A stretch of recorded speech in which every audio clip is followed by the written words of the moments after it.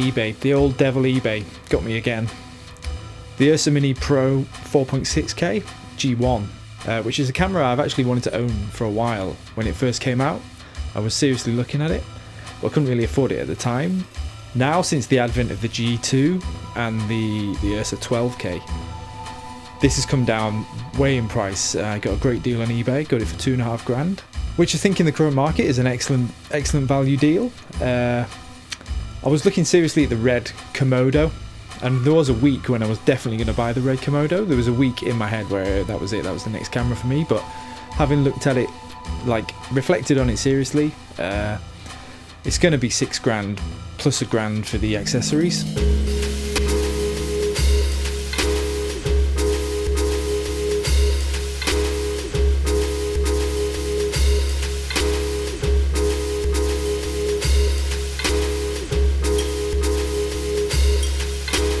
It's not as cutting edge as the G2, it's only 60p in 4K. The G2 does the 120p in 4K and 300 frames per second in 2K. This has the older design sensor. I know they've redesigned the sensor in the G2, but let's face it, how often are you going to need 120 frames per second or 300 frames per second? This does 120 in 2K, which is absolutely fine for me. There's a time and a place for slow motion. We all love slow motion. No one more than me, but 70–80% of the time I'm going to be shooting in real time.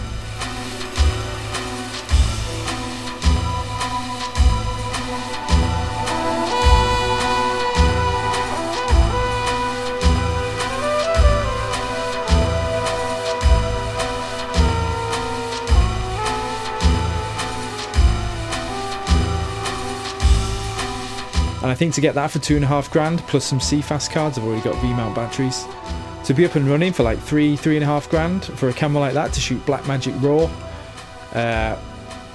Again, you know what I'm all about. I mean, I didn't pay a lot of money at all for the Blackmagic cinema camera. To take the leap to the URSA Mini Pro seemed like the logical step, and the Blackmagic RAW codec is great to use. The compression types, it's so handleable. The file sizes are very handleable. I mean, you can shoot 3:1, 5:1, 8:1, 12:1, and from what I've seen, the 5:1 and the 8:1, which saves you a lot of card space, the files are indistinguishable. I haven't shot 12:1 yet. I don't really need to go that small, but to shoot 8:1 RAW, superb. And DaVinci Resolve, obviously the whole thing.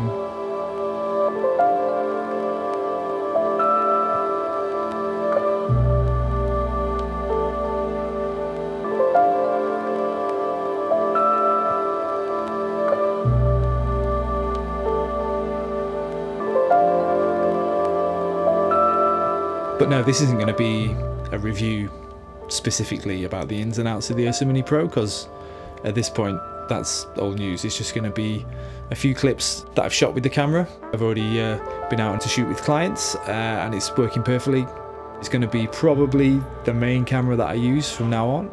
Although, of course, it does have limitations, as any camera. That I don't know if the perfect camera exists. You're probably topping out at ISO 1600, so it's not great in low light, but again, I'm not too bothered about shooting in near dark situations, and it's about the image that it produces, and it's very Alexa-like in its image, and I wanted to upgrade to the Super 35 sensor, the Panasonic GH5S, which is something I will still definitely use. I've used the Metabone speed booster on that camera to boost the sensor size, so effectively I was shooting on Super 35, but I just wanted to own a true Super 35 cinema camera, which this is no doubt a step towards. I mean, you can call it a cinema camera, it's not an Alexa, granted, but who owns an Alexa?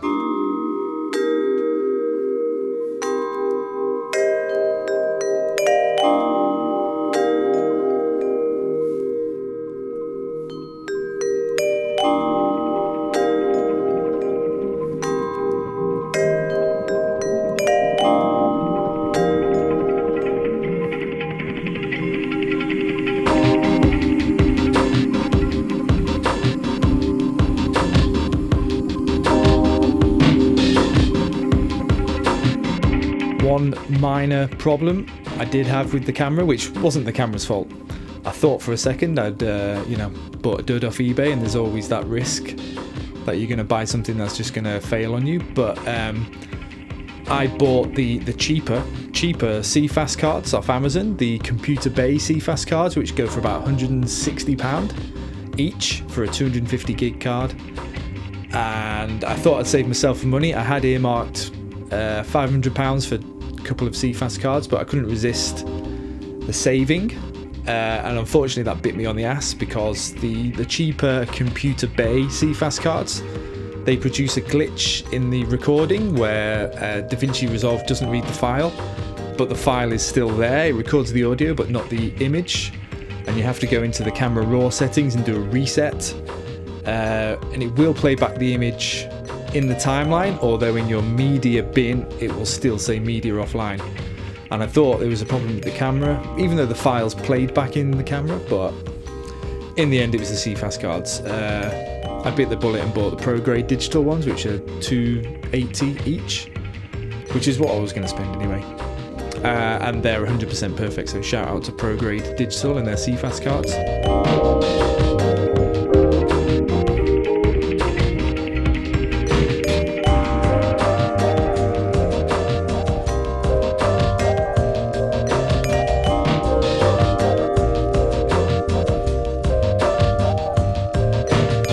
If you're in the market for a new cinema camera and you want to keep your eye on eBay, I think if you can snag a G1 at a reduced cost, like I said, mine was about $2.5 grand, plus the extras, the CFast cards mainly are going to be your biggest expense.